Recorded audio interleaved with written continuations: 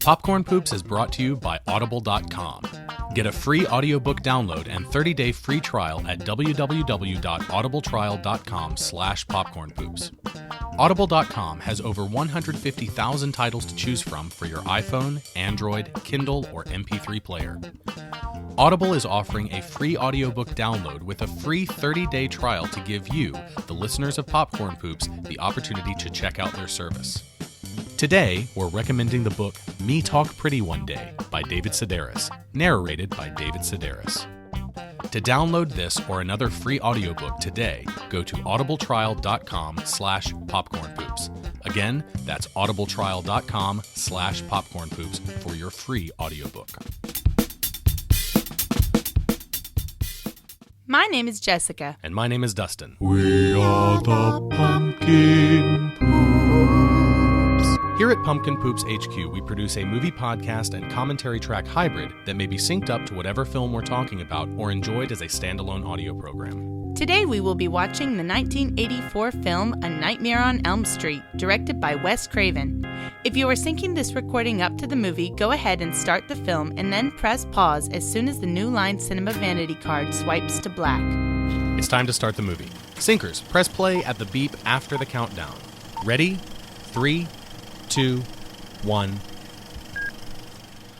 And this is our last movie of the month of October, the last Pumpkin Poops. Oh no, it's so sad. I am sad. This has been a lot of fun. It has. And it has, I guess, forced me to make the decision that we're going to start doing more theme months. Oh, okay. I don't. Probably the next one's going to be Christmas. It's going to be December. Yeah. Not just Christmas, but holiday films in general. And we'll have 4 or 5, however many Mondays there are in December of holiday films, and then after that we'll figure it out. It might be random. It might be every other month. It might be every month. I have no idea, but I like this idea a lot, and we will be sure to revisit Pumpkin Poops again next Halloween, next October. But for now, this is our last movie, A Nightmare on Elm Street, 1984, directed by, of course, Wes Craven, and it's your pick. It is my pick. So why did you pick this movie? Because, well, it's one of my favorite horror movies of all time. And I think, honestly, this month we've mostly picked, okay, excluding Hocus Pocus, because I know that you don't have the deep and enduring love for that I have. I don't have any great love for that film, no. But besides that I like it fine, though. I do like it. All of the other movies this month were movies that both of us really loved. Yes. Poltergeist and this movie especially, both of us are these are some of our favorite horror movies, if not favorite movies. So this one for me is it's just it was that turning point, I think. I'm sure we'll talk about this a lot, where I feel that the slasher film decided to do something really interesting. And I do think this is a slasher film. I know that you've disagreed with me before on that, but I think at its core it is a response to what was established. Not just, I mean, if you really want to dig into the roots of the slasher genre, you could go all the way back to Hitchcock and Psycho. Right. But if you want to talk about slasher films as we know them, it really started with John Carpenter's Halloween. And then after that, of course, Friday the 13th being a response to that film, and then this film being a response to the slew of slasher films that came out after that. I think you're right. There's this franchise is interesting because it is a slasher franchise, but it's also imaginative. It's also got some brains behind it. There is some. It is a bit more cerebral than just the, teenagers have sex and then get cut up into little pieces formula. And it's formulaic. It is based on formula. However, I don't think this is a slasher film. I think this is closer to a supernatural movie or a monster movie than it is to a slasher film, because in general, I find that slashers are about a human killing other humans. And Freddy's not a human anymore. He was 40 years ago or 20 years ago or however long it was when he killed the children. But in these movies, he's not. He's a ghost, I guess. A demon or something, yeah. Yeah, and also one of the things that I think about this movie that slasher, to set it out there easily, I'm not a huge fan of slasher films. I love all horror films. I don't know that you really like any slasher movies except for some of these, some of the on the street movies. Well, I mean, I like some the first Scream was a part of my childhood, and I Know What You Did Last Summer. I loved the book when I was a kid. And of course I like Halloween and I like some slasher movies, but I don't love them. Slasher movies are just above torture porn for me in like my least favorite horror movie genre. Okay.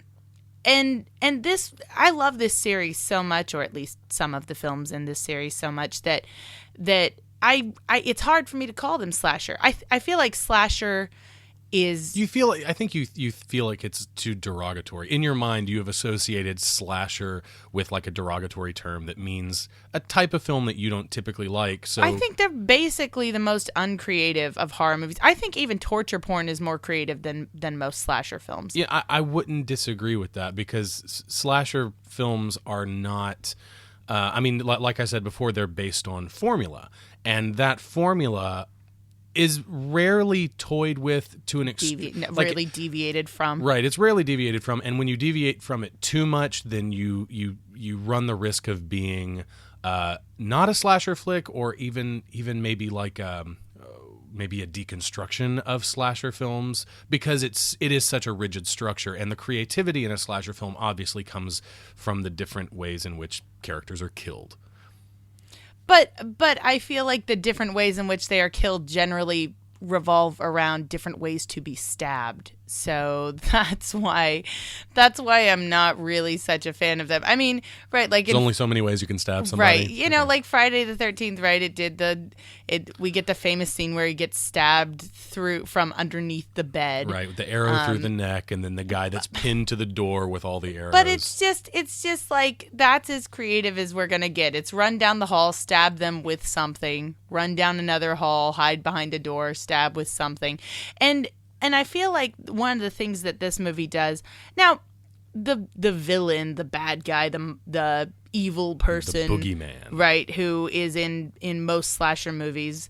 I think there is an element of trying to scare the people, but usually it's just done with bodies being placed in that's true strange places. There's an element of psychological horror that the antagonist seems to be pretty keenly aware of, and acts on that kind of sense of wanting to torture his victims, his or her victims. I don't know. Are there many slasher films with female? I'm trying to think of one right now. Villains?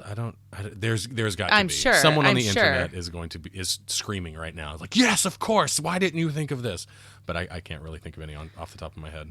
But I still think that even when they do, the villain tries to do psychological torment on these people, it generally is just, like I said, hiding bodies somewhere and then having them appear and them being grotesque or something, or stalking them very slowly. But in this movie, the psychological torment is so much more important than the deaths, even, to Freddy. It's about scaring the shit out of these teenagers. Yeah, it's about them knowing.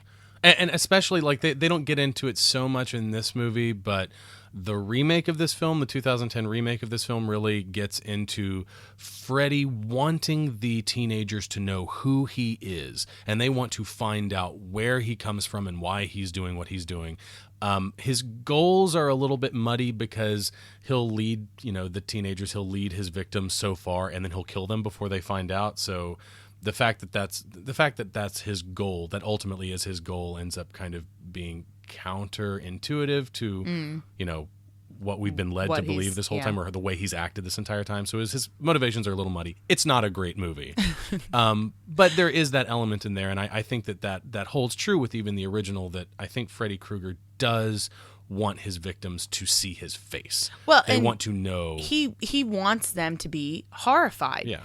Some of the stuff he does, there's no reason for it. Like some of the things he does where the scene where he cuts his chest open, he like slits his chest open and maggots and goo and stuff pour out. And I mean, there's no reason for that except that he's just trying to freak them out. Well, yeah, and if you look at other slashers or other villains in slasher films, let's take Jason, for example, from the first Friday the 13th movie. It's not spoilers. if you haven't seen the first Friday the 13th. It's not, in fact, Jason Voorhees. Right. It's his mother.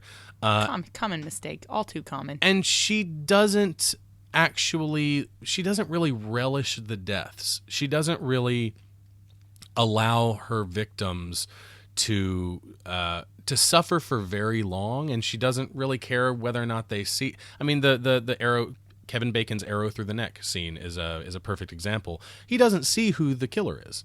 He has no idea. An arrow comes up through his neck, he bleeds out, and he dies. That's it. And it's probably a terrible experience for him, but more or less Jason's motivations are not to... You're smiling because Johnny Depp just said chow, chow, chow. I am. Oh my God! Why? But okay, I think I've made my point. Yeah, Jason doesn't really have the same goals as a character like Freddy Krueger does. Obviously. How do you? But what is a chow chow chow? How do you typically call animals? Was he looking for a dog or a cat? He said, "Here, kitty, kitty, chow chow chow." That's how I call my cats. Chow chow chow. Chow chow Chow chow chow. Chow chow chow. Definitely how I call all my cats. I don't know why that's not one of the famous quotes like embedded in society's consciousness, like the collective consciousness of this movie. It's like 1, 2, Freddy's coming for you, or here comes Freddy, or what is it? Come to Freddy. And what's another famous line from this movie? Don't go to sleep. And chow chow chow. And chow chow chow. Chow chow chow is the last great quote from Chow chow chow. A Nightmare on Elm Street. We We haven't really talked about what's going on in Yeah. the movie so far. So it started with a character, Tina, played by Allison Wyss or Weiss. I'm not sure how to pronounce her last name. Wyss. Or it's Amanda. I'm sorry. It's Amanda Wyss or Weiss. And she's been having nightmares about this crazy villain, this Freddy Krueger guy. And she's afraid that if she goes to sleep, she's going to die because the dreams are so visceral and intense. So she tells her friends, of course, Nancy, who is our protagonist, played by Heather Langenkamp, played mediocre, in a very mediocre fashion by Heather Langenkamp. We'll talk about that later. And Glenn, her boyfriend, Nancy's boyfriend, that is, played by Johnny Depp in his very first film role ever. And then there's Tina's boyfriend, Rod, who just scared Johnny Depp after he said chow, chow, chow. And he's taken Tina off to the bedroom to have premarital teenage sex. Oh, gosh. Which will then be followed up by punishment by our slasher villain. The only time that actually happens in the movie, which I think... as a trope, it partially cements this as truly a slasher film, truly as a response to the slasher films of the era. But, yes, of course, it expounds on that and goes to more interesting places, more creative places, I think. So that's where we are right now. Johnny Depp laying on the couch saying morality sucks actually comes from a real life experience from Wes Craven, who was at a friend's house, and he was laying on the couch and had to listen to his friend have sex through the wall. And he said that was a very sad and lonely experience. So Glenn is down on the couch. Nancy is up in Tina's bed, and Tina and Rod are in her parents' bed or her mother's bed. This whole scene, the whole sleepover at the house and going outside because you hear a noise in the woods and all that kind of stuff. This is the only part of the movie that feels distinctly like a slasher movie to me. And as soon as we get to the sort of haunting that Freddy does of these teenagers, I feel like it becomes its own thing. It becomes something that's once we get a through slasher movie. Once we get through the first act, it kind of diverts. even now, like even as we're gonna have the scene real soon where we've got the hands coming down from the wall and stuff, and even from that moment on, I feel like the movie lets you know this is not what you think it is, right? And that's why I love it, because like I said, I don't really like slasher films, but I love this movie because it's so creative. And of course it has to be, right? It's a movie at its core about dreams, about nightmares and hallucinations, illusions even. And so the possibilities that you have are just so open to you.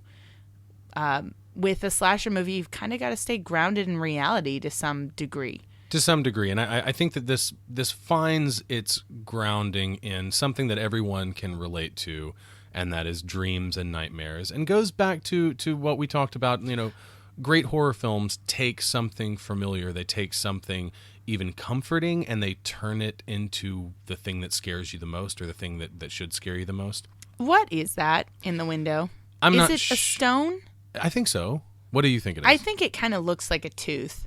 I think that's profoundly more fucked up than a stone, and I like that, but I don't know that. Everything I've read online says it's just stones, but I think it kind of looks like a tooth.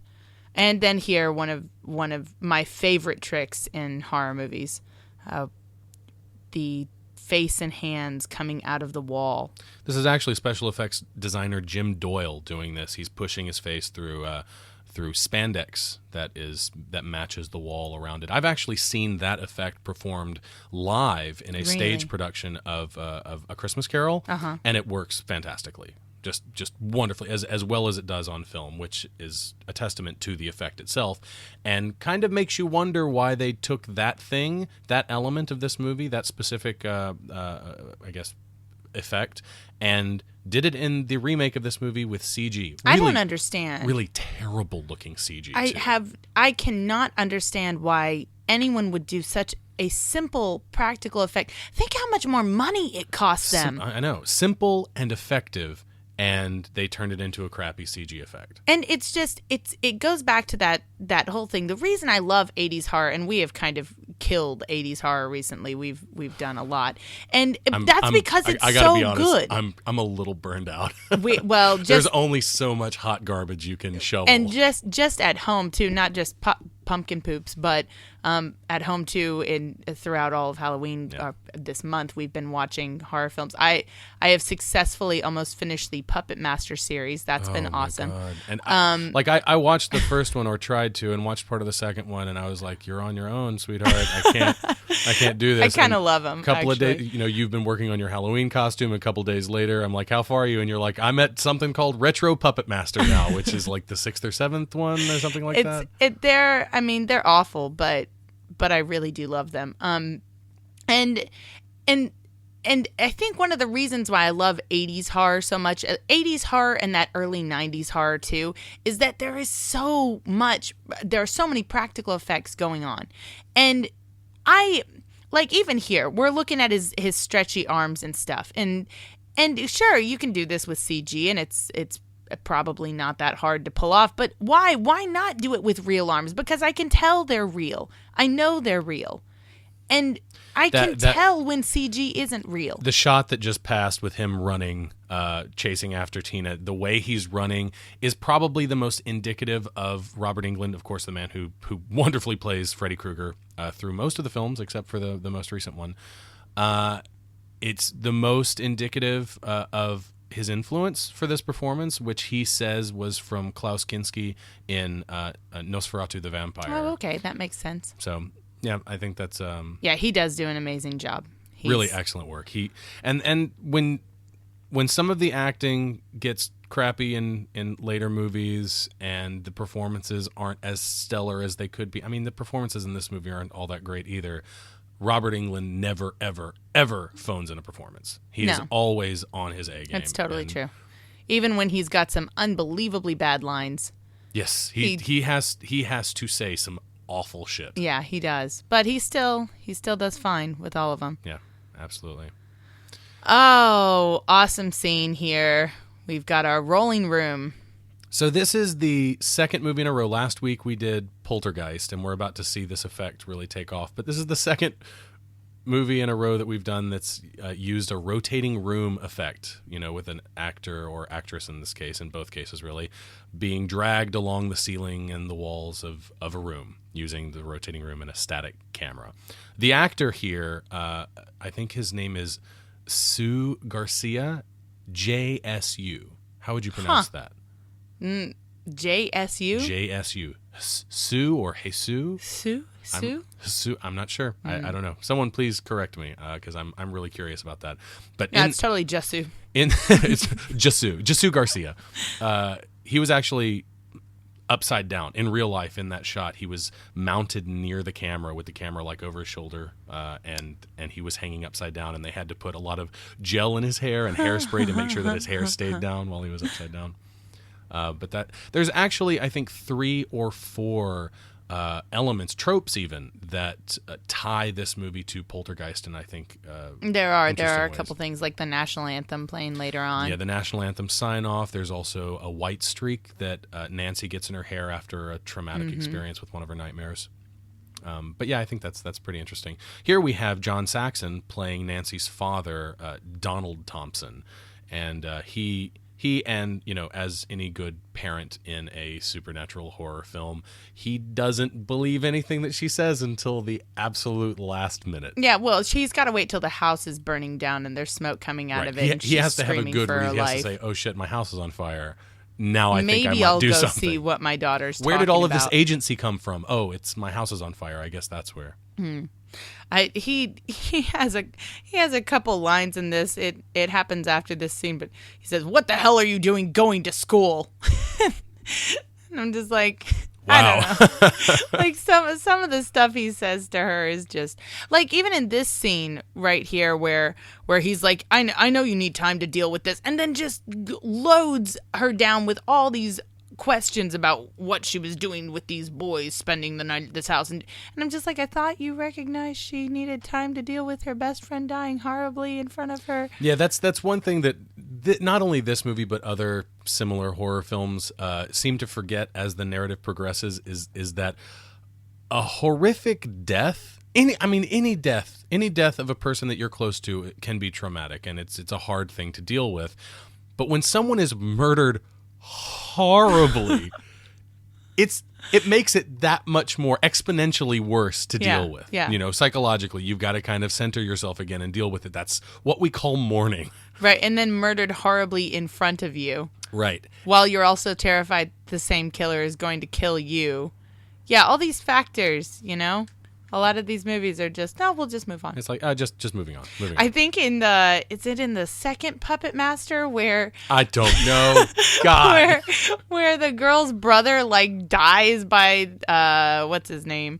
Tunneler, the guy with the drill on his head, being, drilled into his head or something like that while he's lying in bed. And, he dies horribly. And the next day she's just like, yeah, he's dead. I'm going to keep doing my work. And it's just like, what? Whoa. Okay. So this scene is kind of interesting to me. Nancy has decided that she's going to continue going to school. She's going to go to school even though Tina just died. And her mom says, "Oh, no, you shouldn't go to school." And she says, "I'd rather keep busy than, sit here in the house and dwell all day." And her mom says, "Okay," and whatever. And she goes outside. And as soon as she's outside, she looks across the street. Well, not as soon as, but in a minute here. She's going to look across the street and see a guy, obviously kind of a G-man looking individual. Who's got reflective aviator sunglasses and a nice tailored suit.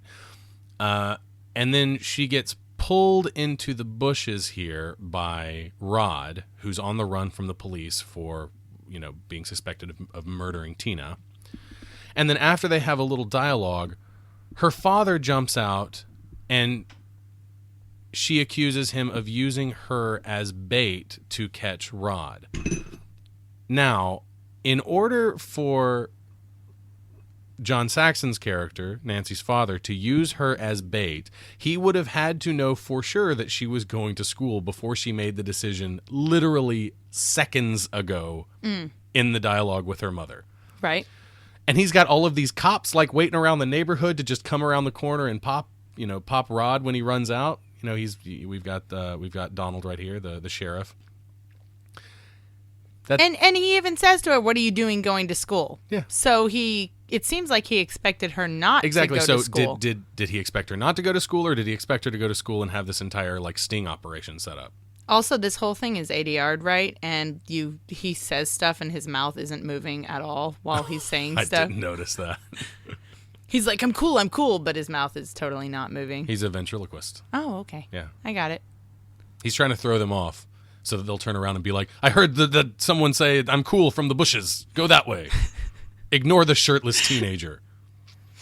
So I like John Saxon a lot in this. I feel like, his character's name is Donald, for one, and I feel like he is sort of a callback to the pedigree of actor that was established in Halloween with Donald Pleasance playing the investigator in that movie, who's just an actor that is for all intents and purposes way above the level of what Halloween was at the time. I mean, of course, Halloween now is considered a genre masterpiece. Right.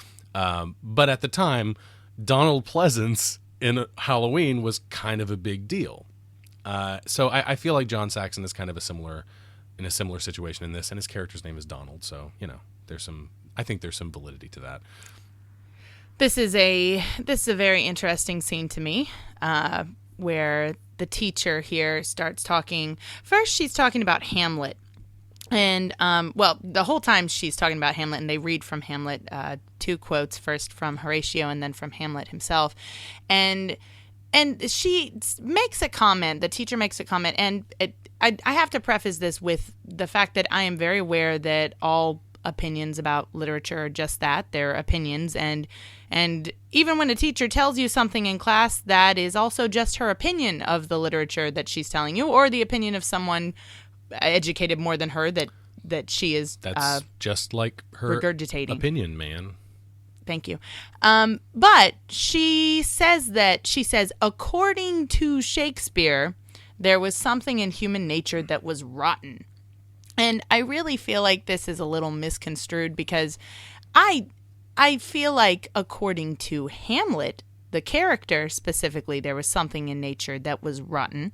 But I think it takes it a little far. This right here, before it gets away, this is one of the best shots, probably my favorite shot in the entire movie. Yeah, it absolutely is, with the body bag. Yeah, Tina being dragged through the hall in the body bag, which they lifted directly out of this movie and put into the remake, which brings me to something I wanted to say about the remake.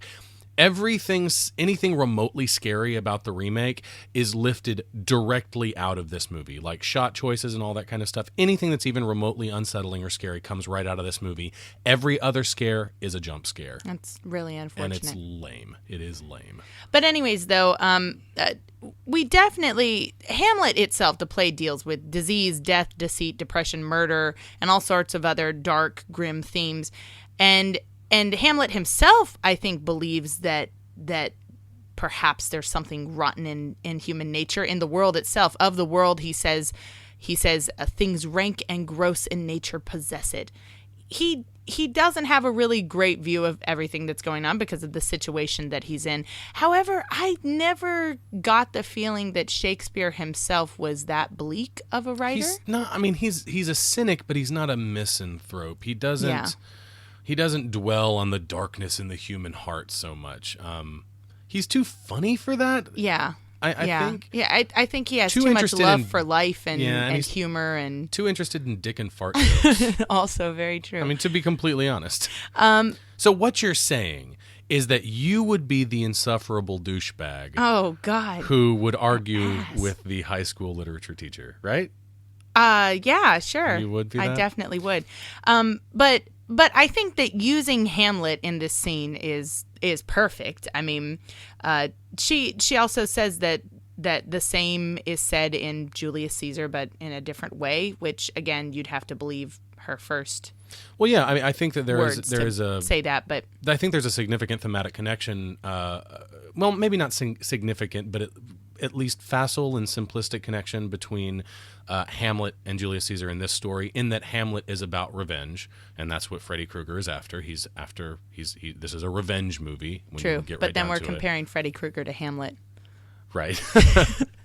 And so does that mean we're comparing Wes Craven to Shakespeare? Oh, dear. Yeah, I can't do that. But thematically, I mean, there are so many things in both plays, ghosts and murder. Sure, okay, and that's true. And I was going to say that Julius Caesar is also about betrayal, which I feel there is an element of in Freddy Krueger being killed by his community. Yeah, that's true. That's true. I guess in a way he also betrayed his community. We also deal a lot in both plays with hallucinations, specifically with seeing ghosts, with the idea of mental illness. Hamlet is depressed. The idea of mental illness. Before we miss it, we're going to have Laser Tongue. You ready? Oh, there we go. Laser Tongue. Laser Tongue. The soundtrack is excellent because it incorporates a lot of the electronic noises right there, and it culminates in a perfect moment where Freddy Krueger flicks his tongue at Nancy, and we get some pew pew pews. Pew pew pew. But anyways, I think it's a really cool through line to make. I want to do a shout out. Lynn Shay playing the teacher right here. She's an old stalwart in horror movies and character actress that's been around forever. She was in some recent stuff too, right? Yeah, she was even recently in horror movies, like in the Insidious movies. Yeah. She plays I guess it's like a medium. She's like a medium or something. I can't remember her character's name. And even though she's known for being a character actress in horror films, I always think of her as the religious mom from Detroit Rock City. Yeah, I haven't seen that. I like that movie a lot. We should probably do it for Popcorn Poops, but she's quite good in that. Anyways, though, ending the conversation about Shakespeare, basically the two readings that they do, the first one is from Act 1, Scene 1. It's Horatio, and it's talking about the omens that were going on right before Julius Caesar was assassinated. And that's a really cool line because it talks about the dew being made of blood and shooting stars in the sky, and it just sets the mood. And then Nancy sees the Tina dead body bag in the hallway, and then the boy, who's been reading really monotone the whole time, switches to real acting, and he starts reading the very famous lines from Act 2, Scene 2, where Hamlet is saying, "Oh God, I could be bounded in a nutshell and count myself a king of infinite space." And it's this great build up there. I just love the whole scene. It's really nice. I think. Is that your favorite? You think that's your favorite scene in the movie? It may be. It may be. All of that stuff on top of like the really creepy stuff in the hallway with Tina in the body bag and being dragged through. Like I think that whole sequence is really great, and it ends with maybe the best thing in the movie, and that's laser tongue. It doesn't get better than laser tongue, Jessica. Oh God. Well, I don't know. Chow Chow Chow is pretty good. Okay. From chow, now chow, chow. on, Chow chow chow notwithstanding. From now chow, on, chow, chow, that's how we're calling the cats all the time. Oh my God. Kiki, chow chow chow chow chow. Chow chow chow. May, chow chow chow. It's food time. Maybe that's what he was saying. Chow, like as in like cat chow, kitty I don't chow. know. I don't think there's any Like justification chow, chow. for chow chow chow. I think he's just never had a cat and had no. They were like, call a cat. That's do possible. it like the way you would call a cat, and he's like, chow chow chow. He wasn't properly socialized. At least he's not wearing a silly hat with a silly, terrible accent. Oh, that's true. That may or may not be slightly racist.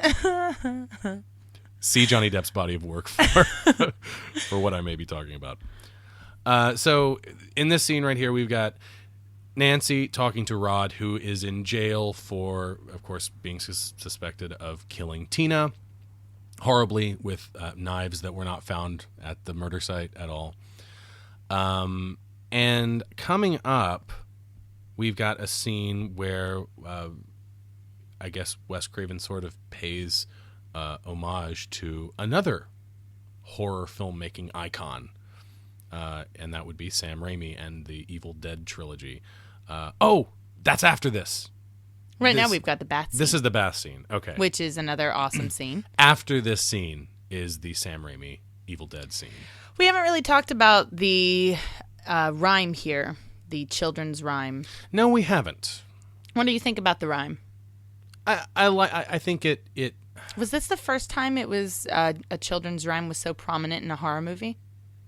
You know, I'm not sure, but it seems like something that would have been done before. I don't know. That's a really good question. After this, of course, it's all over the place. There's another really iconic shot with the claw glove coming up out of the tub. It's really sexual and disturbing, and it's such a great scene. But of course, nowadays, it's children's rhymes are a dime a dozen in horror movies. One of my favorite examples, though, is, I have to mention it, one of my favorite episodes of Buffy has a children's rhyme in it. Do you remember in The Gentleman?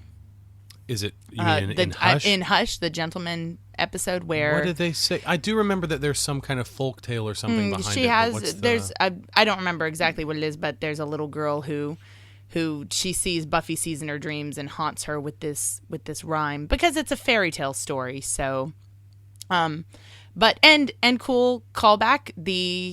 The physical actor Doug Jones is in that episode of Buffy. Yes, and he was also in Hocus Pocus, which as we did 2 weeks ago. Billy. Yeah, that's right.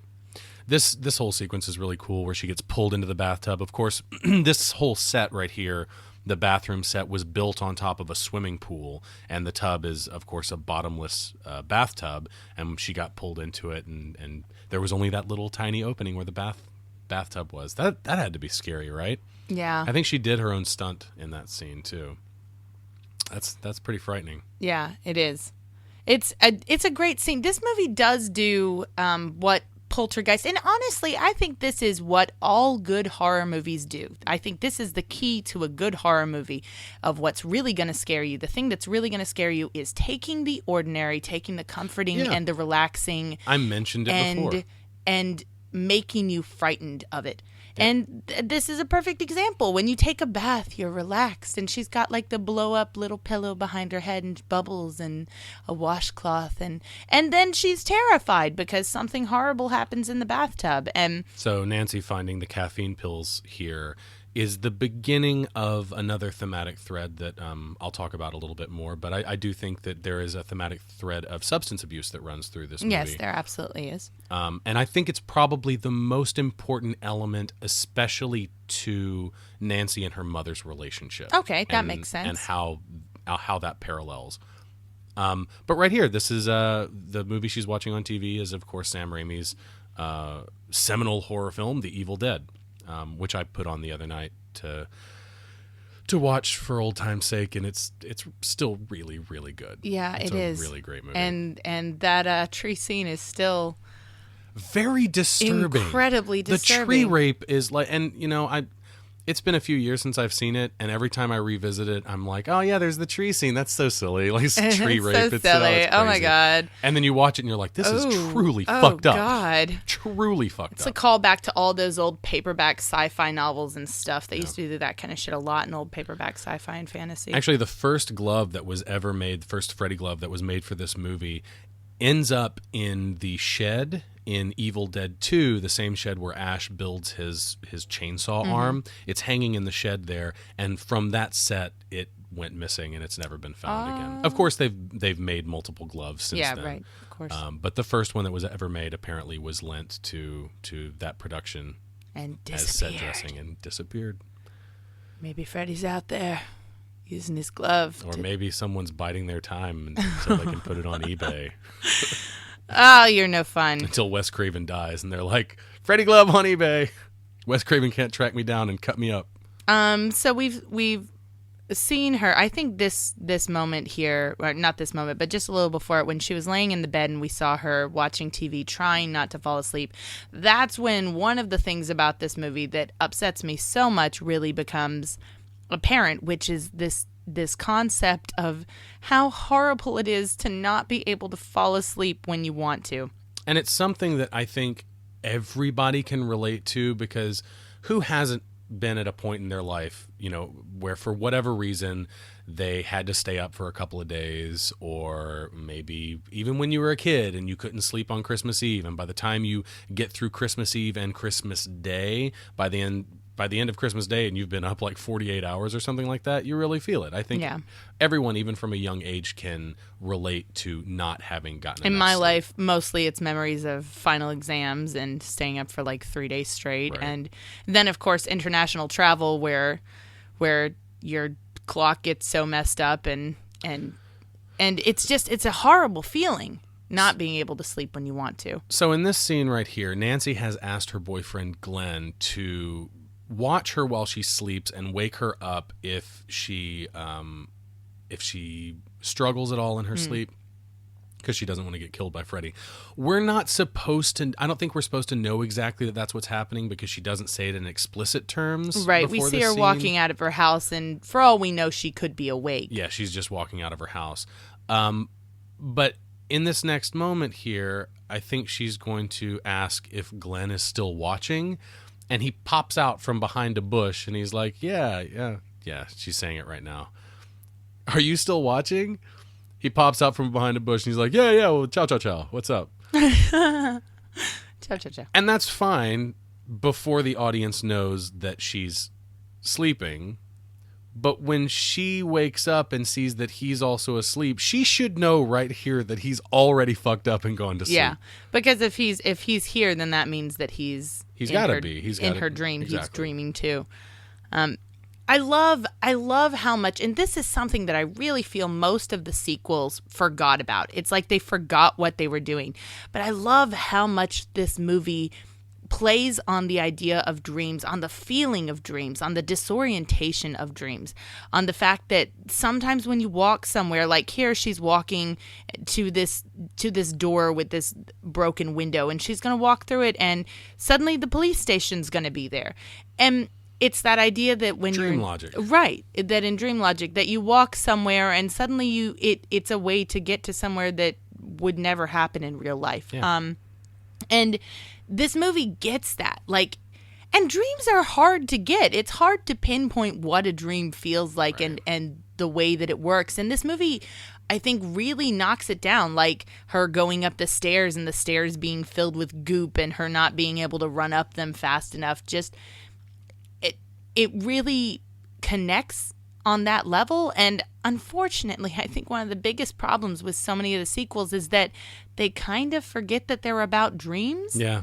They The kind of dreams don't forget feel they're very- about nightmares. They don't really feel very dreamlike. They end up revisiting like the same locations, like the church location. That's prominent, I guess, in the fourth and fifth films. Is that right? I think so. When the whole thing about, Amanda Kruger, Yeah. Freddie's mother, comes out, and her being Raped by a 100 maniacs. Is it 100 Is that what it is? maniacs? 100 Yeah. maniacs or something? I don't think we've talked about it, but you and I have a couple months ago. Yes. We had the pleasure of deciding to sit Pleasure is through an interesting word.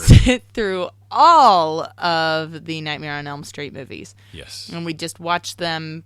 Except in a we row. didn't watch Freddy vs. Jason because We had we were the planning on watching all of the Friday the 13th movies and then watching Freddy vs. Jason. but then we watched the first Friday the 13th movie. And we were like, this is going to be really hard. Not, This is going to be. gonna happen. And to say that watching a series of movies is harder than watching the Elm Street movies is a statement because most of them are hot garbage. Yeah, they really steaming, cooked in a microwave. They are really horrible. What's your order of at least like your top three or four favorite ones? The first one is my number one. The third one, Dream Warriors, is my number two. And then maybe Freddy's Dead is... Freddy's Dead, really? Maybe Freddy's Dead is number three. I think I'd put the remake before Freddy's Dead. Yeah, maybe. Didn't Freddy's Dead have that really horrible 3D stuff going on at the end where she's like, now it's time to put on your 3D glasses? Yeah, it did. And that's then you true. do. And the weird, demon Freddy slugs, floating in the middle of the it was air. so dumb. Oh, that's true. That is a terrible Like, movie. she put on the glasses and they tried to make some reason, like in the movie, why she needed to wear the glasses. It was like a token or something like Yeah, it that. was some like, dumb shit. Like some Inception garbage. Yeah. I'm not sure. You'll know when it's time to put on your 3D glasses when she puts on hers. Yeah, it was really dumb. Oh, I misspoke earlier. I said that Heather Langenkamp did all of her own stunts in the bathtub scene, and actually she was replaced with stuntwoman Christina Johnson, so I want to give credit where credit is due. But in her defense, or to her credit, Heather Langenkamp did spend 12 hours in that bathtub Oh my filming. God. 12. She must have been so pruny. Her fingers would have been little raisins. That's right. Pruny as fuck. So this shot right here, starting here, Nancy wakes up from her nightmare and Glenn has been sleeping, but he wakes up as well because the alarm clock goes off. But this entire shot, this entire scene looks as though it is in darkness. It was actually shot with the light on. Really? Yes, it's a continuity. There was a continuity error that was only corrected in the 2006 home video release of this movie. Now, there's an exterior shot when Glenn goes outside right here, and the exterior shot shows the lights on in the bedroom. And then inside, it's dark because it was corrected digitally. Oh, wow. For the 2006 But they did a home good video. job. They did a really It good looks job. fine. It looks like I a dark believed room. it. Yeah, absolutely. I read, and you can tell me, maybe you know more about this than I do, but I read the only way to get your hands on a copy of the unrated version of this movie is if you can get a copy of the 1996 Laserdisc or some of the VHS editions. But all really? DVDs of this movie are the R-rated version. I didn't even know there was an unrated version. Do you know what's different? I know the biggest difference is apparently when Tina falls on the bed, there's a huge splash of blood instead of the little splash that we get. Okay. And little like piddly splash that gets on Rod. Okay. But that there's like a huge splash before it cuts away. And that maybe there are some similar things like that throughout the movie. But that you can only see it on some VHS editions and then the 1996 Laserdisc. And you have a Laserdisc player, so you can search for it. I certainly do. I do have a Japanese copy of Nightmare 3, Dream Warriors. Well, I mean, that's on the best one to Laserdisc. have. Yeah. And it's got hard-coded Japanese subtitles, so if I feel like studying how to say Freddy's coming for you in Japanese, then I can put it on. It's really not all that helpful. So here we've got Rod being hung about the neck by Freddy Krueger, who is tying his bed sheets around him. And, of course, the always incredulous parent, Donald, is just wasting time. Just totally wasting everyone's time. She says, no, we got to get in there right now. And he says, no, it's fine. Okay, maybe we can go in there. Where's the keys? And, of course, by the time they go in there, they're a second too late. And Rod's dead. Of course, He's they're dead. a second too late. And it looks like he hung himself. No, he didn't commit suicide. It is a little... when he gets actually strung up, it's a little grotesque. It is.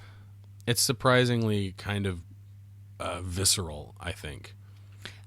There in the nightmare before this, when she was walking around, there was some imagery that I wanted to talk about that we didn't. But some of the stuff that I love, her like the centipede coming out of the bag Tina's mouth, and oh, that's right. And there was a shot. There's this really quick shot, and it looks like a bunch of eels in mud.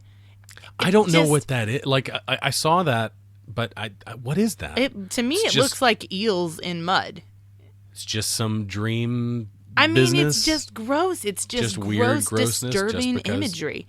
And it's also the scene that has the gooey carpet stairs. I love those stairs. That's one of my favorite. Nobody knows what that stuff is. All of the people that have been associated with this movie, I think the director, Craven, and the special effects coordinator, and Heather Langenkamp herself have all said different things, like of what it's made out of. Elmer's glue mixed with sawdust, or pancake batter, or clay, or something, and everybody says something else. Also, whoever hired this priest to officiate the funeral here, he's a douche. Yeah, he is. He's a big douche. Yeah. He that lives by the sword will die by the sword, he says. Well, did Rod live by the sword? I guess we're supposed to believe he's a badass, but all I saw was he had a leather jacket. He was a high school student. He was a minor. Well, they said he had a record, though. Okay. It doesn't forgive being a douche about a child's death. Yeah, it's true. And then he says, let us judge not, lest we be judged. All Matthew quotes. So it's like a backhanded compliment. He's like, this guy was a dickhead, but let's not judge him. But they've been judging him the whole time. So what are they talking about? Yeah, exactly. All they do is judge that poor kid. And now he's dead. The parents never believe. They know right now. They're at the point where they know, but they still don't believe. Drives me crazy. Now, you've commented before that all of this is just because this movie was very directly made for its audience, for its teenage audience specifically. In the bedroom scene we had before, she has the really unfortunate line of saying, God, I look 20 years old. Oh, right. I think on the DVD commentary, Langenkamp said that at the time she was either 18 or 19 when she made this. But I think her character is supposed to be 15, like a sophomore in high school. If anything, I thought that maybe the comment was hopefully kind of a stab at horror movies casting people who are in their 20s to be high schoolers, because that's incredibly typical of horror movies, especially of this time period. The nurse in this scene is Mimi. Well, at the time, Mimi Craven, who was Wes's wife. Oh, really? At the time, yeah. Something that I think is really interesting about how this movie looks visually. I really love the way this movie's shot. I think the cinematography is really, really nice. I think the lighting is excellent, especially in all the boiler room scenes. The boiler room scenes are immaculately shot. They're just perfect. But I think that all of the quote-unquote real-world stuff has a very kind of pastel look to it. Look at the poster, please. Is there a poster in the shot that I should be seeing? There's a poster. You may have. I don't know if it'll go back to it, What but did it say? no, it's just like a bus or like a streetcar or something, a trolley maybe, and there's a giant cat that's wearing like a Hawaiian shirt or something next to it. I don't know why, but there is. Wow. It's a good doctor, right? It's The assuring. 80s were a confused time. Oh, see, look, there it is. See? Oh, yeah, there is. Giant cat coming out of a trolley with a Hawaiian shirt on. How about that? I don't know. I have no comment. But what I was saying about how this movie looks, I think all the real world stuff has a really interesting pastel look to it that almost makes it look like a colorized black and white film. I don't know if you've ever seen a colorized black and white film like Night of the Living Dead, you know, when it was colorized. Not that I agree with that kind of thing. I don't like colorized films, but I think that there is a quality to a colorized film that makes it look kind of pastel and even appropriately enough for this film, dreamlike. Yeah. Which may tie into kind of the ambiguous ending that we get at the end of this movie, which could indicate that this whole thing is just somebody's nightmare. That it was all a dream. I don't know that that's actually the case. I don't think the filmmakers or the writers could say one way or another whether or not that's actually the case. But we'll talk about the ending when we get to the end. I love this. But how they came to the ending is kind of interesting and weird. I love this whole number thing here, where they give you a number. They This say dream science. Yeah, they say plus or minus 5 or 6 means a nightmare, and then it's like, oh God, she's up to 30. Oh no, and you're like, oh gosh, I really believe that those numbers that you told me were important mean something, and you get really tense because the numbers are high. There are a couple things in this scene. He says EEG. He says that there is no sign of pathology in her EEG. Do you know what an EEG is? Oh, totally, yeah. It's No, I heard that too, and I thought I was going to look it up, but then decided you didn't care. Yeah. Go ahead and tell me. It's an electroencephalogram which detects electrical activity in your brain. Oh. That's right. In your smart maker? In your it detects the zaps in your smart maker. Ciao. We did see that Nancy got the streak of gray, just like just like Diane in Poltergeist. It also happens if you almost kill Wolverine. Oh my God, that's right. I forgot about that.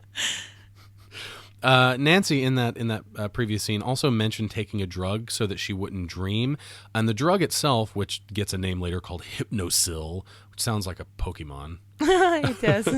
It'd be a Pokemon that did like illusions and stuff on you. I think there's a Pokemon that's called Hypno something. I don't know.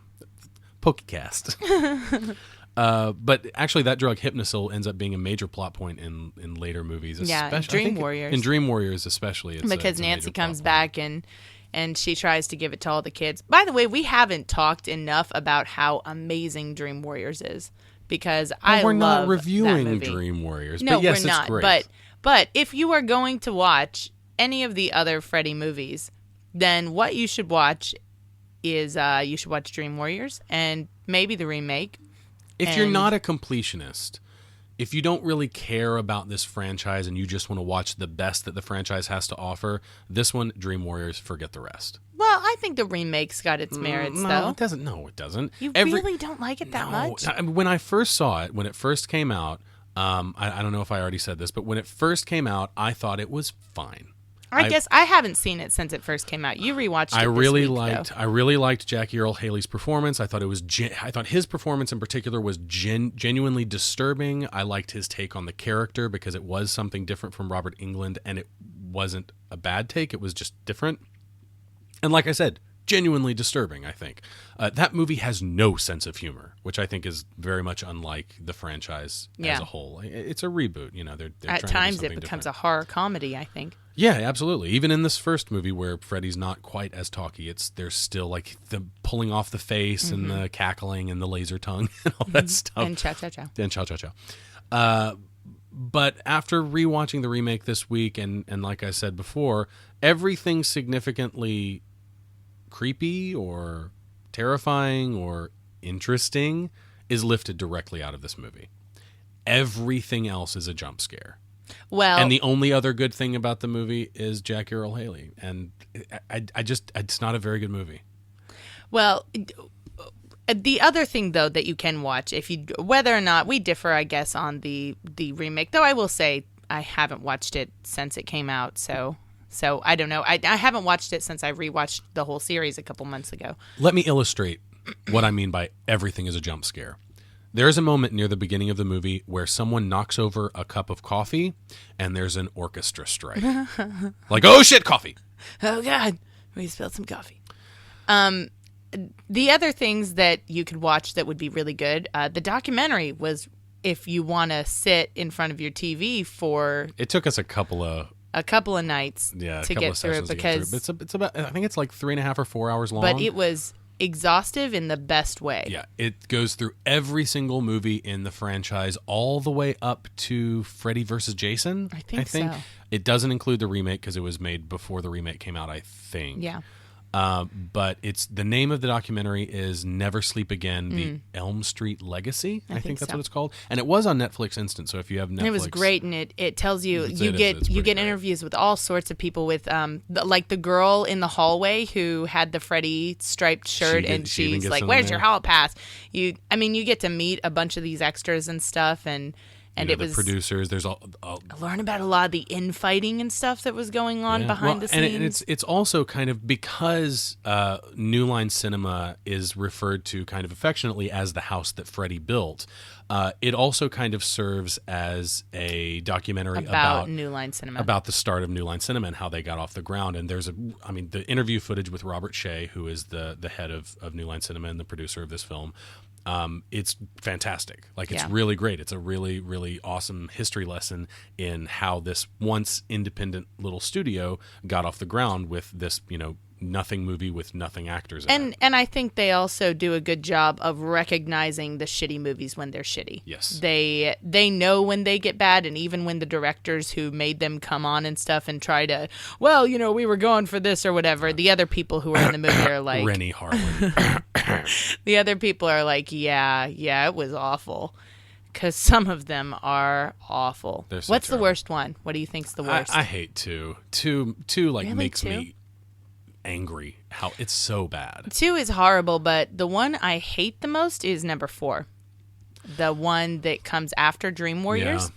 I have the most hatred in my heart for that movie in the series because 3 is so good. It's so fun. We develop these really great characters, and we explore all sorts of new things with the dream world and with what can happen there. There's even like some stop motion and stuff in it.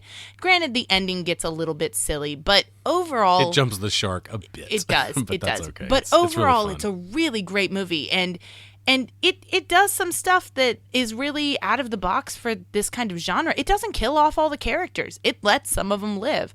Yeah, that's true. In fact, and this speaks positively about. I can't remember what year Dream Warriors came out. I feel like it was like 88 or something like that, maybe. That sounds pretty close. I think it was about 88. But it has 2 black characters in the film, one of which is a kind of a secondary character played by Lawrence Fishburne, of all people, who's great in his role.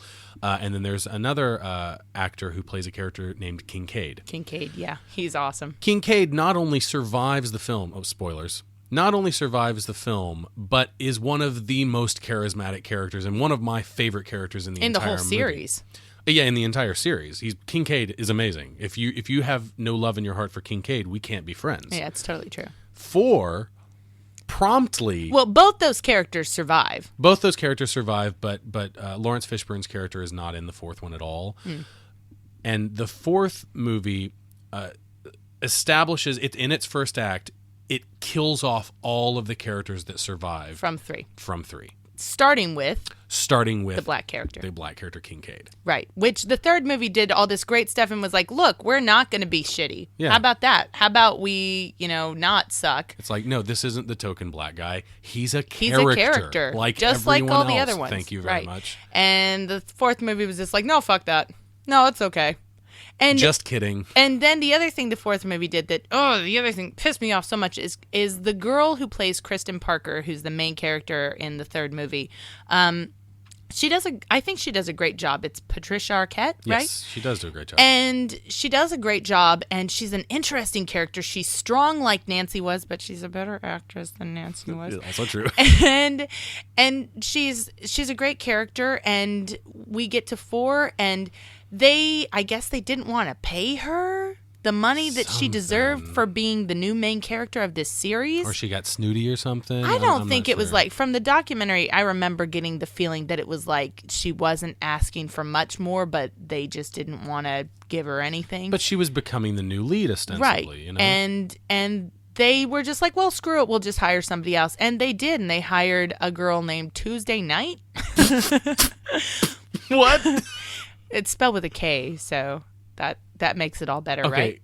K or N. If your last name is Knight and you want to name your daughter a day of the week, don't name her Tuesday, Friday, Saturday. You've got 2 perfectly good days of the week that give you good feelings. Weekend, party, Tuesday Friday night. Let's do our homework right. and put on the Let's news. go to bed early. We're not even halfway through the week yet. But anyways, though, she's not so great and doesn't really look anything like Patricia Arquette, except She's that blonde. they're blonde. That's it. And they're both like bleach blonde. Because they knew these things, they were just like, well, let's just kill her off and pretend like she wasn't a super strong, resourceful main character. And they just kill off all the good characters from 3 and then throw a bunch of other terrible, picked right out of the, stockpile. We have entirely stopped talking about the film that we're watching. I'm sorry. So we need to get back on track. We missed an entire scene that I wanted to comment on, and that was the scene where Marge, Nancy's mother, takes her into the basement and explains to her Freddy Krueger's backstory and the fact that he was a child murderer who killed more than 20 children in this neighborhood. I'm going to stop right there. If there was a man who killed more than 20 children in the same neighborhood, how does Nancy and these other kids, how do they not know about this? Well, they try to play it off like it's local urban legend. They, at the beginning of the movie, they're talking about the rhyme from their dreams, and they're like, oh, it's like that old jump rope rhyme. And so we're made to believe that this jump rope rhyme that the children are saying in the neighborhood is something that's been passed on through the years and has lost its meaning over time, like common nursery rhymes often do.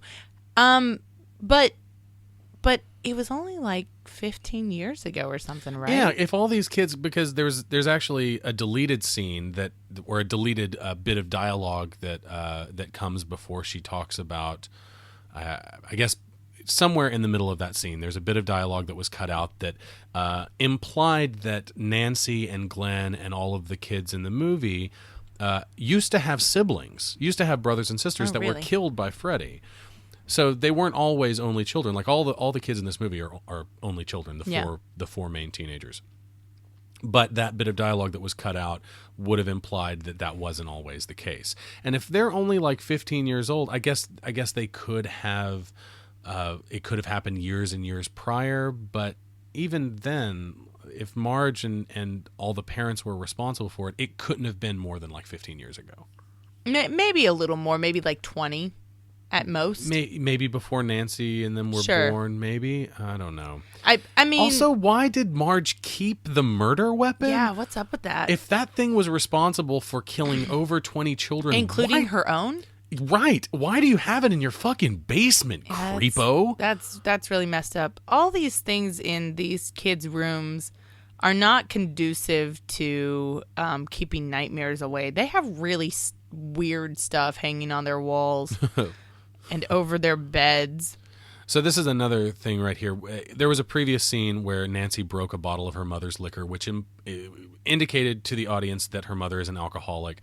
And now that her mother has taken all of her coffee carafes and all of the mugs out of her room, Nancy gets up out of bed and reveals a hidden coffee machine. Already full. Already full. Side boob. Glorious side boob. Thank you, Miss Langenkamp.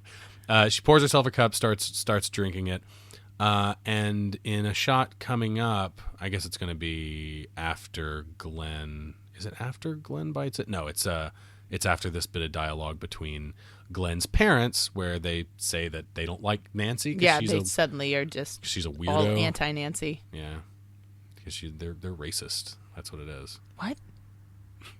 Racist against teenagers. Oh, okay.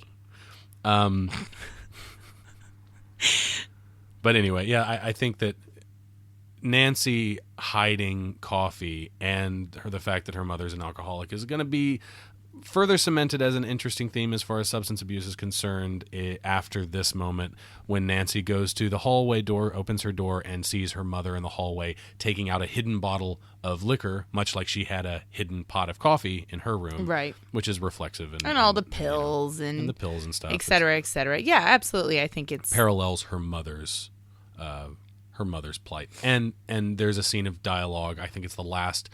not the very last, but one of the last bits of dialogue between Nancy and her mother that drives that home, especially drives home the difference between Nancy and Marge as characters in regards to substance abuse and in regards to how they handle conflict, and also highlights why Nancy is such a good character, like such a strong character. She is.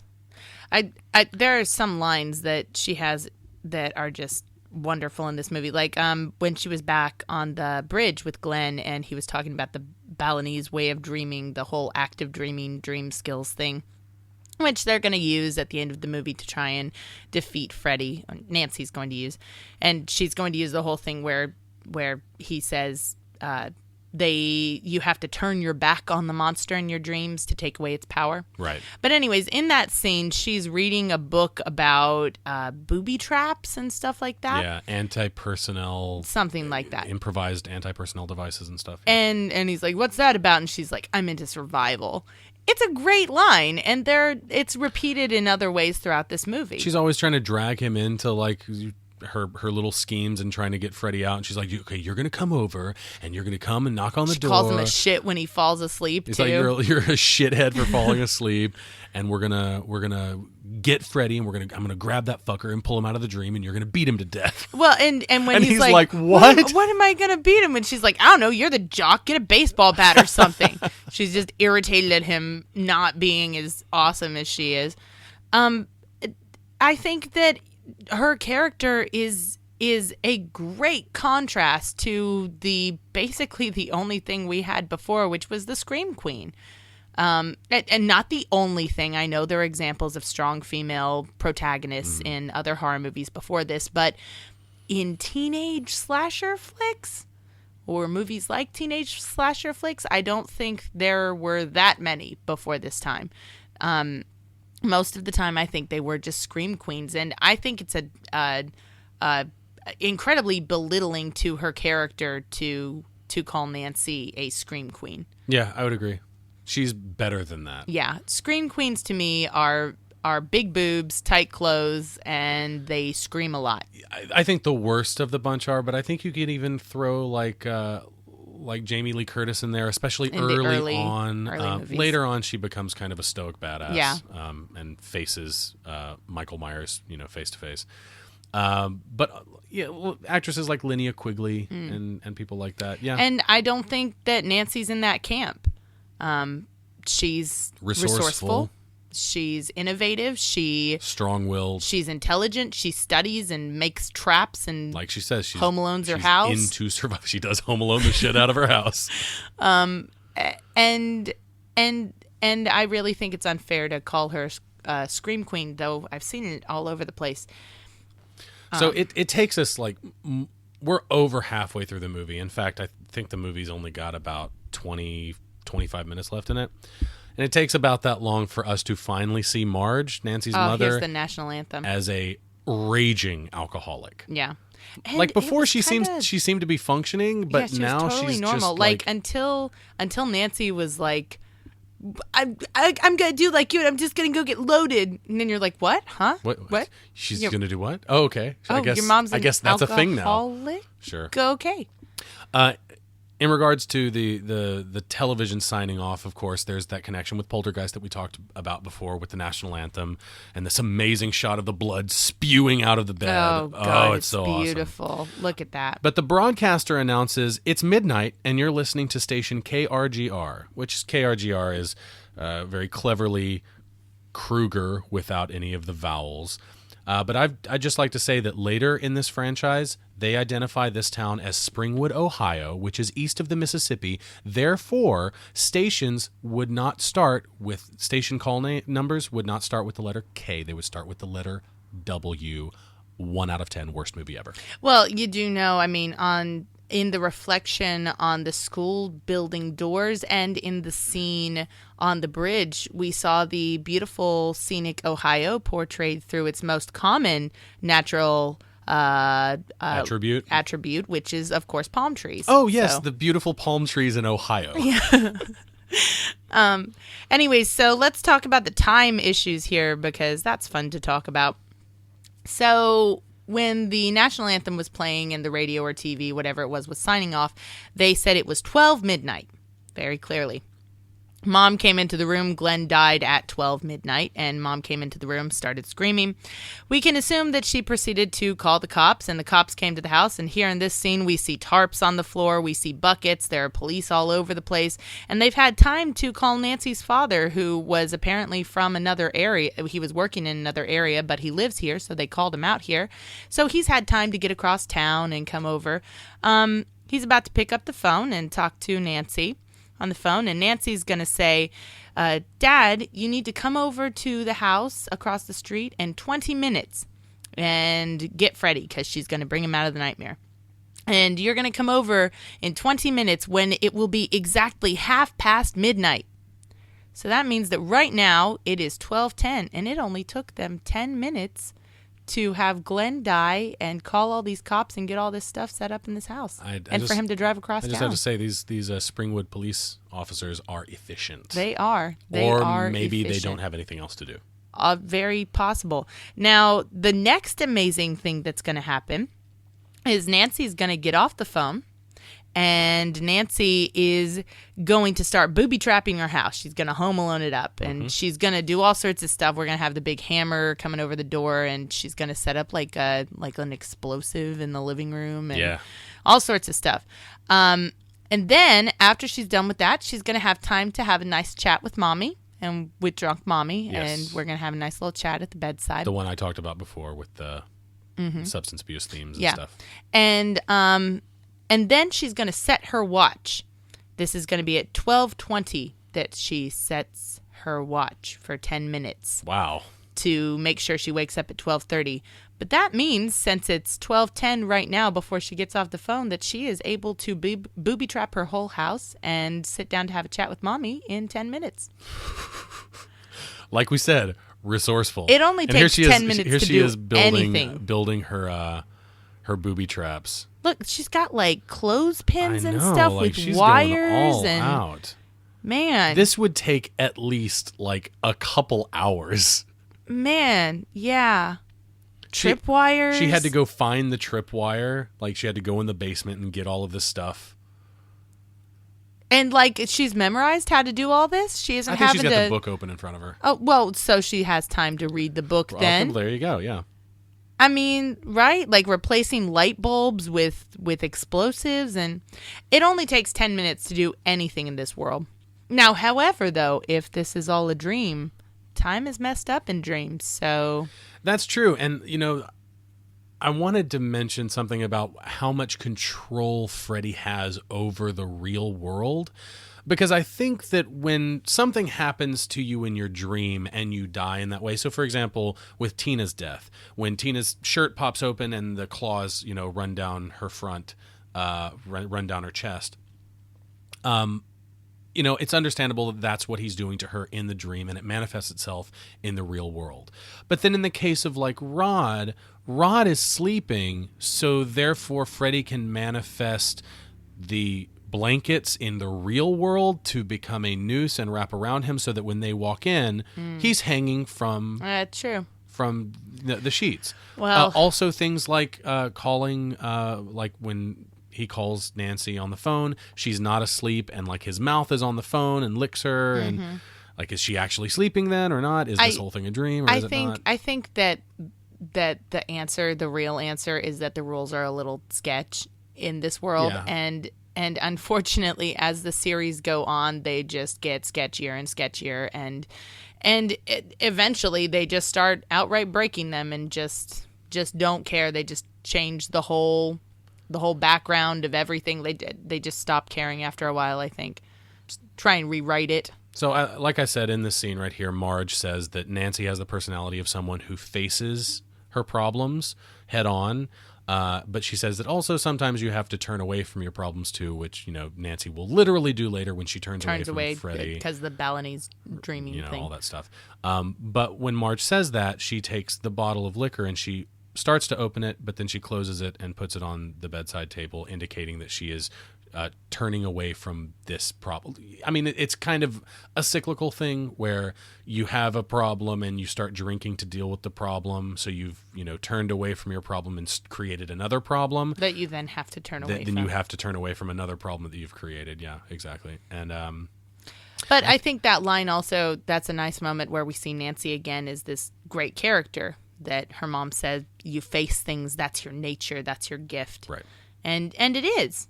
She does face them. She deals with it. Oh, I just realized she says, I pray the Lord my soul to take. My Soul to Take was, I think, Wes Craven's 2011 film. Oh, really? That was terrible. Oh. The robotic voice on the watch is just too hilarious.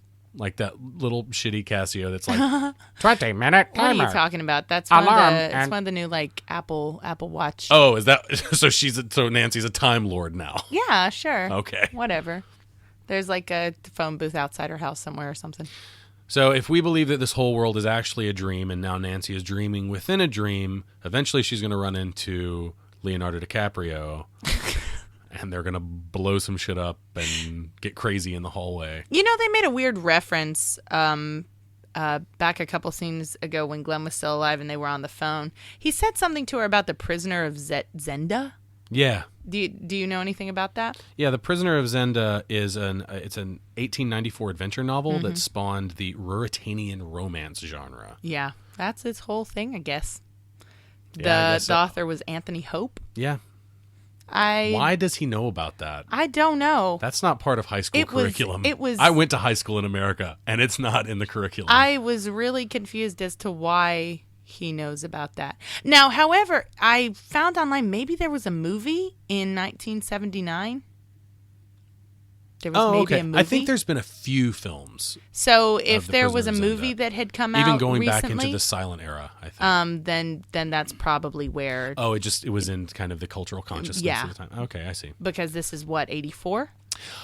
So yes, this is only 5 years after a movie had been made then. Something I did want to say about Freddy's lair, Marge, when she's explaining the history behind Freddy Krueger and his death and all this kind of stuff, she says that she and the other parents chased Krueger to an abandoned boiler room, which is where he was hiding out, right? Mm-hmm. And they burned down the boiler room and killed Freddy Krueger. A boiler room is not just a standalone thing that just exists. No, it's just a building. It's just a boiler room. It's no, it's not. It's not like I don't know, like a gas station or something like that. It would be like saying, We chased him down to an abandoned restroom. Well, no, unless you're at like a state park or something, there are no just restrooms. They're attached to buildings. So the building they burned down, the boiler room, quote unquote, that they burned down, was actually connected to a building that probably also burned down. But of course, none of them arson's were. Cool as long as you've got a good reason. As long as you've got a child killer in there. No, arson's okay. Of course, in the original script, I think it's probably no surprise that originally Freddy Krueger was supposed to be a child molester, but they changed it to child murderer because that's somehow better. Yeah, sure. Is it better? No. Well, they changed it to the reason they changed it to child murderer is because around the time of production there was a string of child molestations going on in California, and they didn't want it to seem like they were exploiting that or taking advantage of those real world news stories for the sake of fantasy, just a horror movie. Since we're talking about Freddy here and we're looking for Freddy in the boiler room, let's talk about the origin of Freddy. Okay. Fred Krueger, the name was taken from Wes's worst enemy in junior high school, a bully who had the same paper route as him and who he fought with all the time. So Fred Krueger, whoever you are out there, you were a douchebag, and a whole movie series was made about how you were much of a jerk. dick you are. The hat specifically, and as well as kind of the whole idea of Freddy, came from an experience Wes had when he was a kid, a really freaky experience. The hat was the kind that many men wore when he was a kid. And there was this one night when some drunk was outside his window while he was sleeping, and the drunk woke him up. And little Wes gets up and looks out his window, and this guy is staring at him from 2 stories down, and he's got the hat on his head. And it was like he knew that Wes was in that room. He was just staring right at him. And Wes freaks out and he hides. And he feels like he hides for hours. But when he creeps back up and looks back out the window, the guy is still standing there staring at him. And his head is thrust forward as if to say, yes, I'm still looking at you. Wow. And then he starts walking backwards down the street while still staring at Wes through the window and turns toward the front of the apartment building where the doors are. Wes promptly runs out of his room and goes to the front door where he can hear the apartment building door downstairs open and hear footsteps coming up the stairs. He goes and gets his older brother, who gets a baseball bat, and goes down, and there's nobody there. But the idea stuck with him his whole life, I guess. And in majority, the reason why it stuck with him is it was this idea that this adult man was doing all this to scare a child. Yeah. And how fucked up that is. It's profoundly fucked up.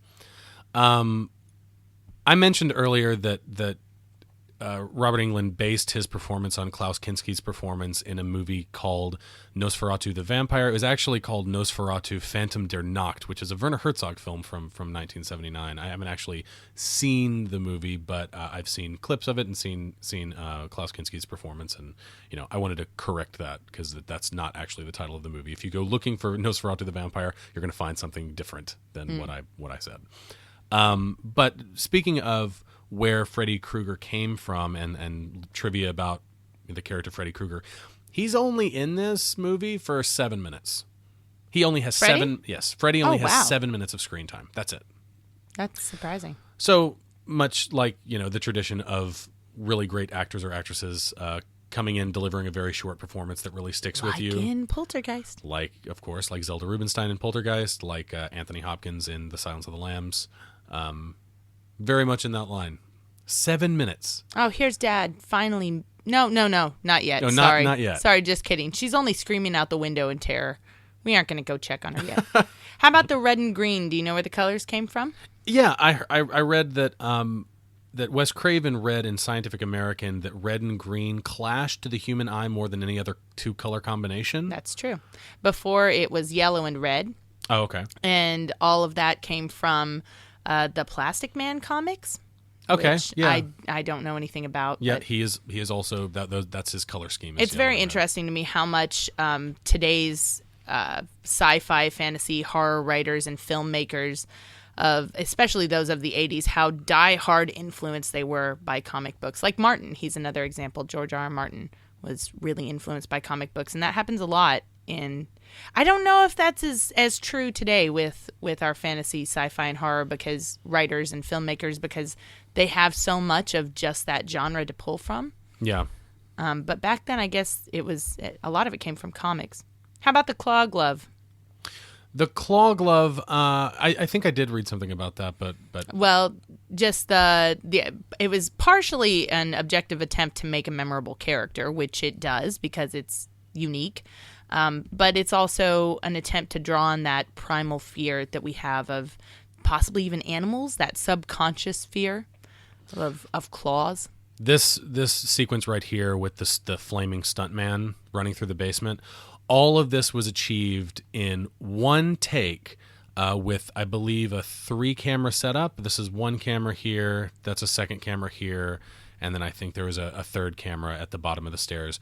But they got it all in one take, so that this poor stuntman didn't have to do it again. Yeah, that's really great for him. him. They took all the footage from the 3 cameras and cut it together. We're about to have it, but I love the moment. Oh, Dad's paying attention now. The house is on fire. Oh, so. finally. I love the moment when we see the fiery footprints. How long did it take him to get across? It took him 10 minutes from the time Glenn died to get to Glenn's house, and took him another 10 minutes. Well, we're assuming that's after the mom had time to call the cops, and then the cops got there, and then the cops called him, and then he got across town. So it took him another 20 minutes to get across the fucking street. Yeah. Mm-hmm. Dad of the year. Dad of the year. It's true. One of the things we haven't talked about yet, which has to have a mention, is the Freddy TV show.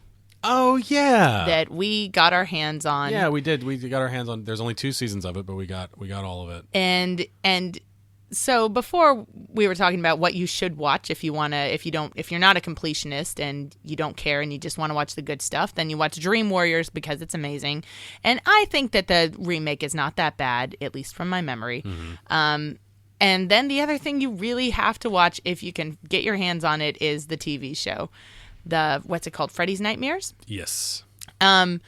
It's basically like hit or miss really hard. And it is like every other episode. Some of the shorts are just wonderful, like sincerely creepy, sincerely unique. From what we've seen, they're all like they all appear to be one connected narrative. Like from one episode is the same story, but it'll switch the focus of the character halfway through. It'll switch to a different POV, a different character. So exactly halfway through, and the episodes are like 45 minutes long or something like that. Halfway through the episode, generally because somebody dies. Yeah.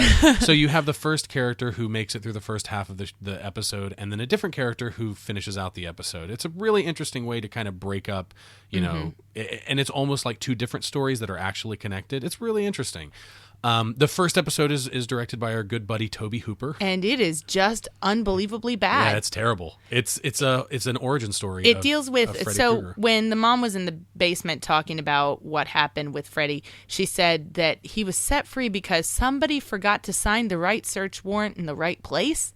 And that sounds dumb, and we just decided to make a whole episode on that, and it is just the dumbest thing ever. It's terrible. But I mean, the thing about the show though is that either you've got a gem of what was the second one starred somebody important. You said, yeah, he's kind of a prominent figure in indie cinema, John Cameron Mitchell, who starred and directed in the film version of Hedwig and the Angry Inch, and he made Short Bus as well as Rabbit Hole with Aaron Eckhart and Nicole Kidman. Really, really fantastic film from about 3 years ago. Well, he stars in the second episode, right? He plays a fast food worker. Yeah, and that episode's really creepy. It's cool. It's really interesting. It's stuff. smart. Now either you're going to get a gem like that, or you're going to get something so unbelievably bad that it just goes all the way around and it goes back to good again. And that's like the first episode where we have this awesome line from the dad that's something. He's like a police officer and he's at the house and he's like, "I've got to go back to the station and check the security." And you're like, I have to admit, this security? that was kind of a lame way for Freddy Krueger to die in this movie. Not that he's actually dead, but for him to be defeated. She turns her back. She's like, take away all the energy I gave you. And he's like, And he's like, oh, I'm turning into sparkles. yeah, but he's just joking. He's just joking because I think that's part of him messing with her, is he's pretending that he's weakened when he's actually not, because, we're still in Fogland here. It's still dream world. It's still obviously it's still a dream. You can tell even by the fact that there aren't any bars on the windows. So if you're paying attention, I mean, but it is intentionally dreamlike, though, even more so than the way the rest of the movie is shot in the quote unquote real world. Especially so here with the fog and the soft focus and all that kind of stuff. And when the convertible top goes up, we'll see the red and green stripes on it, which that's part of his whole callback to the Plastic Man stuff, because whatever Freddy is changes but keeps the colors. Their reaction there was genuine because the top wasn't supposed to close that hard. It scared them. Isn't this kind of how the second movie starts, with the windows being locked on the bus and stuff? I think so, if I remember correctly. And them not being able to get but out. This ending here is actually a combination of like 2 or 3 endings that Wes Craven and producer Robert Shea argued over. I think Wes Craven wanted this ending with the mother being pulled back through the window, which, even though it's obviously a dummy, it's really unsettling. It is. It is genuinely scary, I think, because it looks, inhuman or something. Yeah. And I think Robert Shea wanted Freddy Krueger driving a convertible with the kids in it, like driving down the street. So Wes Craven kind of mixed them together. We are officially in credits, so I want to read a 5-star review that was left by Username Anxiety on iTunes. If you want to leave us a review, please go to iTunes and leave us one. If you leave us a 5-star review, we might read it on the show. In fact, we definitely will read it on the show, so please go do that. And Username Anxiety writes, they do their homework, and Dustin has a head crammed full of movie knowledge. Like cram. That was good. I got it. The 2 casters talk about their personal experiences with the movie, address fan theories, pepper the show with trivia, discuss philosophy, and, oh, hey, look, boobs. Or side boob, as we did in this movie. I was going to say it has a chilling at home with friends vibe, but the previous reviewer beat me to it. Arg. But yeah, I like it. And you weird people who spend their time reading podcast reviews should too. Big thanks to Username Anxiety for that. And again, if you'd like to leave us a review, please go to iTunes and we'll read it on the show. And we'd really appreciate that. So you were talking about the origins of Freddy Krueger. The basic story for this movie actually came from several newspaper articles that were printed in the LA Times over the course of 3 years about a group of Cambodian refugees from the Hmong tribe, several of whom died in the throes of horrific nightmares. So the group had come to America to escape the reign of Pol Pot, and within a year of arriving, 3 men have died, with the situation being the same in each case. The young, otherwise healthy man would have a nightmare, then refuse to sleep for as long as possible, and then after finally falling asleep from exhaustion, the man would awake screaming and then die. Oh, God. This happened to 3 guys. Autopsy results revealed that they had not died because of heart failure. That comes from the IMDb trivia page. That sounds a little... Yeah, they definitely died of heart failure, but why, I'm not sure. So it was the lack of this cause that intrigued Wes Craven so much, and medical authorities have since called the phenomenon Asian death syndrome, which is a variant of sudden unexpected death syndrome and Brugada syndrome. Or maybe it was just Freddy. Maybe he did come for them. It said they were from Elm Street. Elm Street, Cambodia? They never actually say Elm Street in the entire movie. Oh, wow. Well, we are through the credits, which means we need to wrap up. That brings us to the end of our last episode of Pumpkin Poops for the month of October. Next week, we will be back to Popcorn Poops. I don't even know what movie we're going to be doing yet, but once I figure it out, I'll be putting hints, screenshots, movie quotes up on our social media outlets, so you can try to figure out what movie we're going to do a commentary for before we actually release it. And you can find us on Facebook and on Twitter at Popcorn Poops. You can also find us individually on Twitter. I'm at Dusty Cram Cram. And I'm at Jesse Casper. And until next time, take care. Happy Halloween! Happy Halloween! We are the Pumpkin Poops. Every week on the In Session Film Podcast, you can expect to hear reviews on all of the latest movies, big films, small films, and everything in between. We'll also do top 3 segments relating back to our main review. We discuss all of the latest movie news and rumblings, as well as have movie series and other fun segments. And we always talk about the films that we're watching and why you should watch them or not watch them as well.